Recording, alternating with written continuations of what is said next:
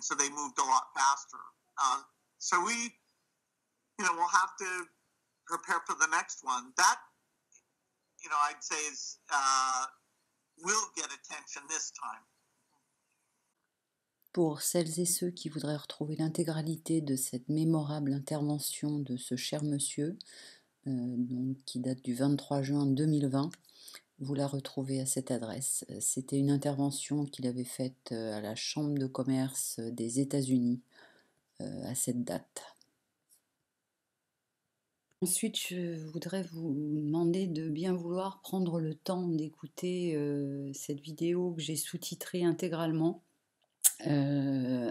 qui est à propos de ça, qui est en cours de négociation auprès du grand institut mondial de ceux qui veulent prendre soin, soi-disant, de notre bien-être physique et mental. On ne va pas dire le nom, hein, puisque je voudrais ne pas trop attirer leur attention là tout de suite.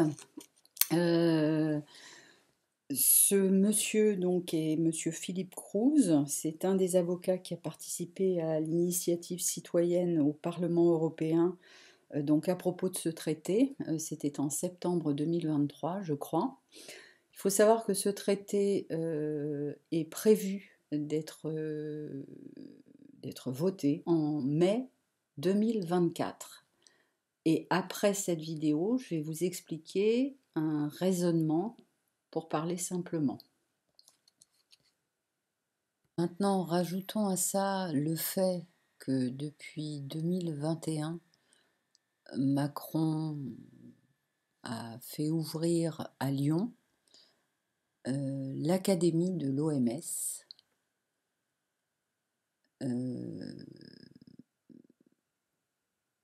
Certains journaux en ont fait un petit article, les grands médias en ont peut-être parlé, je ne les écoute pas personnellement.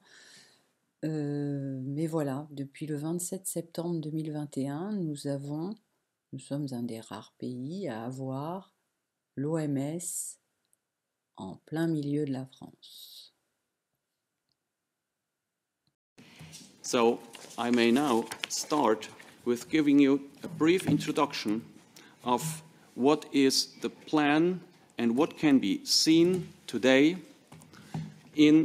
from the documents that are on the table, that are about to be negotiated under the title of New Pandemic Treaty and Amendments to the International Health Regulations.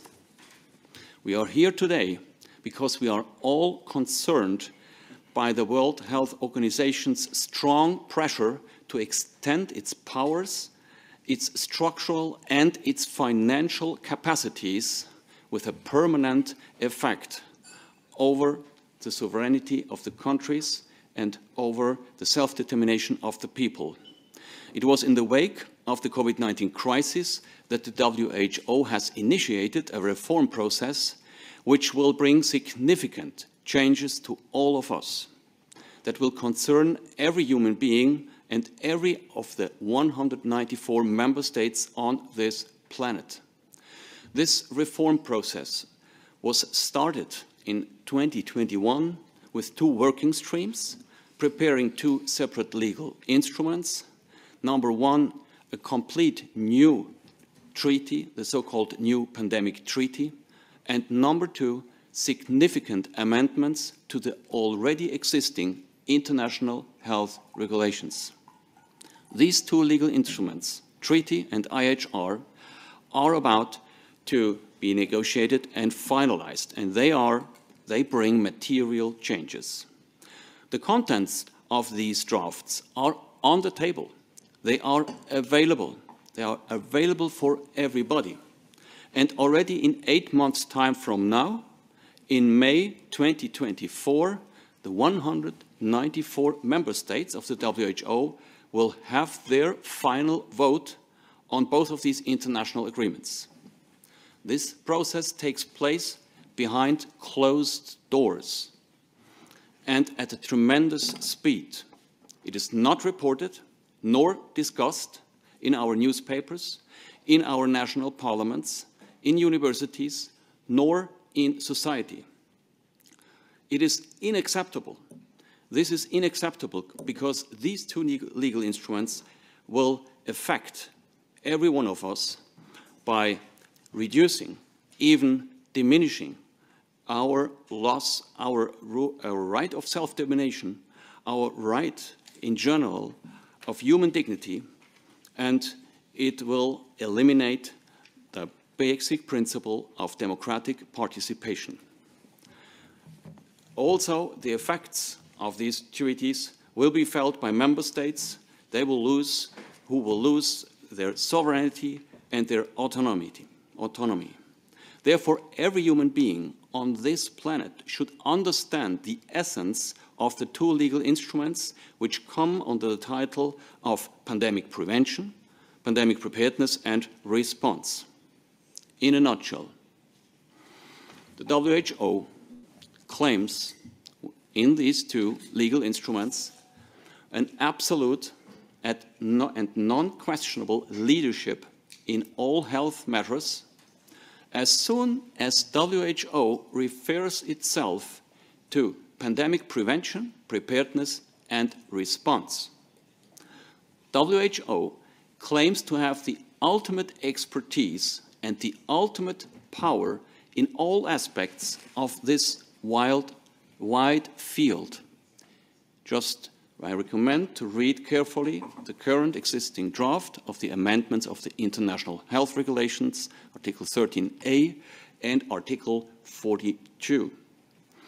It shall be granted the power of a massive self-authorization whenever it claims to act under this purpose. I recommend to read Article 12 that establishes the preconditions for public health emergency of international concern, together with Annex 2 of the proposed amendments. On the basis of an extremely vague concept, One Health, which basically means anything and nothing, animals' health, ecosystem, concerns about the level of CO2, and of course human health can give rise to permanent measures and even to a public health emergency, to a pandemic called out and declared by the WHO. And thereby, number 4, WHO has the right, will have the right to not only declare recommendations made by several experts, but also to impose on the people of this planet, or only to a certain region, all kinds of restrictions, access restrictions, lockdowns, surveillance, and experimental treatments. So far, the list of these potential measures can be found in the International Health Regulations, Article 18. And there you will also find one example of the precondition of the proof of vaccination. That was so far meant to be non-binding. In the future, as the word binding is eliminated, and as we have explicitly written down in Article 13a, the proposal, and 42 of the proposal, the commitment that the member states will give when they accept these amendments, the commitment that they will have to apply the proposed measures. This is not enough. Further, WHO will most notably reserve and assume the right to define as the sole instance on this planet and to control all information that it claims to be related to health. And this assumes as well the right for censorship and the right to interfere in social communication. It seems to be so important to the WHO that these provisions can be found in both of the international new agreements in the International Health Regulations and in the new pandemic treaty. And last but not least, of a brief summary that should any time be given once we speak about these new changes, is the fact that there is no mechanism foreseen that will allow the people or the member states to challenge the assessment of WHO, whether it is the WHO's assessment about a public health emergency, or their assessment with respect to certain measures, or when it comes to the imposing of a regime for what they call vaccination, as experimental as it might be. There will be simply no stop button for none of the member states, and not, of course not, for us, the citizens. So now, if we just look at it as a whole, this right of WHO to self-declare, to also auto-authorize itself to claim a public health emergency of international concern and to maintain it for as long as it wants. Number two, to issue so-called recommendations that will be legally binding and that will be subject to a system of surveillance of the people, surveillance of the member states. Then the total control and monopoly on information, including the right of censorship, and then the fact that there is no mechanism of control, the control of WHO, and of correction. What do we have as a result? Well, it is very simple to say. Without the open and the open debate, without the possibility of having different opinions, different hypotheses, different methods to be discussed at the table, there will be no science. And there will be ultimately no democracy. And there will be no legal court proceedings and no justice. If the result is already predefined by one sole authority on this planet, there cannot be, by definition, a proper scientific process, a proper decision-making process. There cannot be any democracy.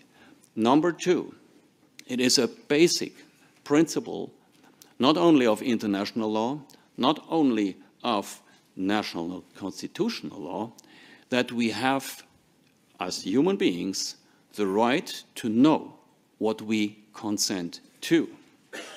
So if we ask ourselves, have we been asked, have we been informed about this process that is about to become reality? The answer is no. And there is one important distinction to be made between these two legal instruments. The new pandemic treaty will be considered by WHO itself as a treaty, and thereby shall be subject to a national process of debate and ratification. But not so for the international health regulations. The international health regulations, by definition of WHO's own writing, when you read the international health regulations, they are qualified as health regulations according to the WHO Constitution, Article 21. And what does that mean? As a consequence, there will be an automatic coming into force right after the vote in 2024. So far, it is still 24 months, but these 24 months have been reduced to 12 months only. So that means that at the end, after May 2025, the international health regulations will become law automatically. So we will not be asked, we have not been informed, and there will be a process of automatic enactment of the international health regulation. This is about as severe as it can be when it comes to the violation of the principle of an informed consent. This principle does not exist only on the individual level, but it exists only also for democracies as a whole. And it exists under the title of self-determination of the people, which is one of the founding principles of the United Nations in the United Nations Charter, Article 1 of 1946. Now, this is a reason why we should all get to know not only what is in these documents, but we shall claim and clearly say that some of these international health regulations and the changes that are modified and declared there will totally be opposed to what we consider our constitutional order, as there is no public information right, as there will be censorship, as there will be human rights not protected, as there will be no checks and balances, as actually it will be the WHO to determine under which legal status we will have to live. That means the power will not be anymore in the hands of the people. And therefore, these negotiations have to be stopped immediately, and it is a matter and a duty for all citizens now to impose the pressure towards their public representatives, political representatives, to make sure that the politicians, the political representatives, understand that they go on beyond of their entrusted vote they can use. Now, as this is just an overview, and as we are here in Europe, and as within Europe, these rules have been already pushed forward to an alarming extent, we found it important to provide you a more detailed overview on the situation here in Europe. Je souhaiterais maintenant rappeler une vidéo que j'avais sous-titrée de cette dame qui date de 2020. Vous avez dessous toutes les sources qui vous permettent de faire vos recherches vous-même, mais cette vidéo est vraiment importante parce qu'elle est en lien avec un document qui est quand même, entre guillemets, officiel, hein. Ça vient de cette institution-là, hein, dont je ne dis pas trop le nom puisque cette vidéo avait été initialement publiée sur YouTube et évidemment, comme beaucoup de mes vidéos, elle a été supprimée, mais vous la retrouvez donc là. Et vous avez également le lien pour retrouver le document original qui va vous prouver que c'est pas dans notre tête tout ça. Hein. Là, bon, comme je suis pas très douée et que je suis pas une pro de la vidéo, enfin il y a toute la suite, mais en allant à cette adresse-là et donc que vous retrouvez ici, voilà, la source du document est ici. Vous pourrez lire vous-même le document, éventuellement le passer au Google Trad si vous en avez besoin.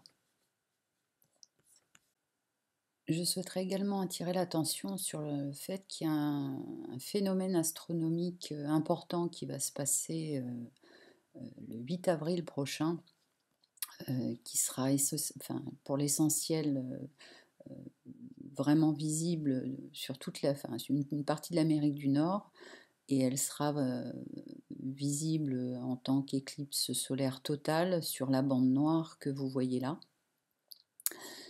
Et il y a beaucoup de personnes aux États-Unis qui font partie des gens qu'on va appeler inquiets, ou éveillés ou réveillés, qui s'inquiètent de pas mal d'informations qui glanent à droite à gauche, que ce soit d'administration officielle ou sur les chaînes de télé américaines. Et pour ça, je voudrais vous suggérer cette chaîne que j'ai récemment découverte. Pour l'instant, il ne me paraît pas du tout délirant, le monsieur. Et pour vous en faire une première idée, je vous suggère d'écouter cette vidéo qu'il a en home page. Cette vidéo-là aussi est assez intéressante. Moi, là pour l'instant, j'ai regardé les 4 dernières. Je vous dis, pour l'instant, il ne me paraît pas du tout délirant. Donc, à vous de voir. Les sous-titres sont corrects.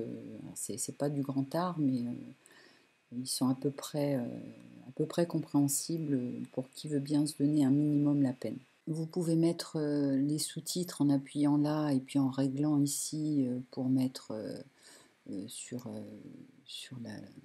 les sous-titres en français, jusqu'à la fin, parce que vous verrez que son message est plutôt humain que délirant. Et donc il explique un peu tout ce qui est en train de se tramer de manière un peu bizarroïde. Et quand on y réfléchit, un des rares endroits d'où pourrait partir la prochaine plan, la prochaine ça, hein, la prochaine, voilà. C'est de là en fait, hein, c'est des États-Unis, c'est ce qui paraît le plus cohérent en ce moment. Et si on part du principe que cette université a déjà fait un scénario pour cette période, je dis soyons réveillés. Maintenant, si on intègre à tout ça le flot d'informations et d'événements qui se passent un peu partout, depuis un moment déjà, certes, mais ils ont tendance à accélérer le rythme et ça fait partie de leur méthode, de leur modus operandi, comme ils disent. On a les horreurs qui se passent en Palestine en ce moment, pour lesquelles on est tous impuissants. On a du Trump qui serait le prochain sauveur de l'humanité. Ma chaîne explique très bien ce que j'en pense et ceux qui me suivent l'ont compris. Macron devrait être derrière les barreaux ou en camisole, voire les deux, j'en sais rien, mais enfin bon, il est en place. Alors que le monde entier le dit fou, hein, mais bon.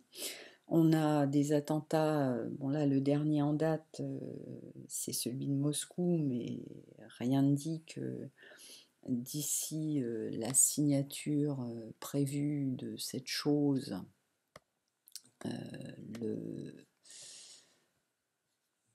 à cette date, on n'en est pas d'autre, histoire de faire en sorte que les gens n'aient pas le temps de se relever d'un choc pour en accuser un autre.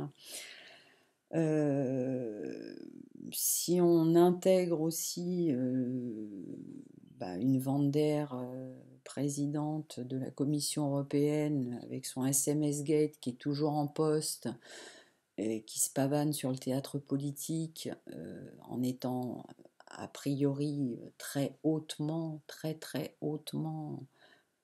protégée, parce qu'elle ne devrait plus être sur le théâtre politique avec ce qui se passe, mais elle y est encore. Je dis au secours. Outre le fait que certains mettent en avant qu'ils voient le président de la République comme un irresponsable,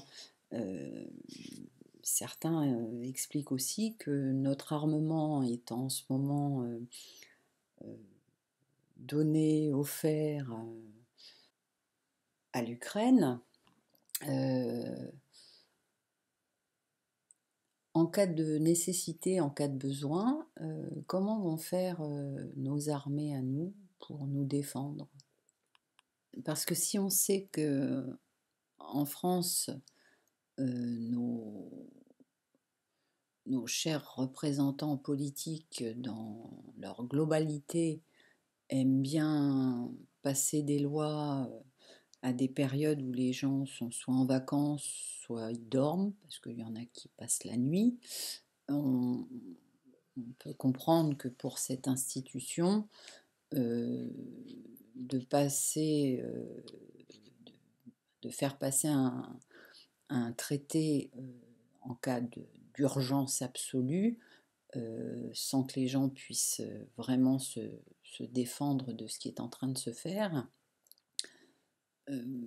ça ne leur poserait pas à eux de problème. En revanche, à nous, si vous avez pris le temps d'écouter la vidéo de Monsieur Philippe Cruz, avocat, je pense que vous devriez peut-être avoir un raisonnement qui qui rejoint en tout cas en partie le mien, et si vous avez une autre façon de voir, je veux bien que vous nous éclairiez.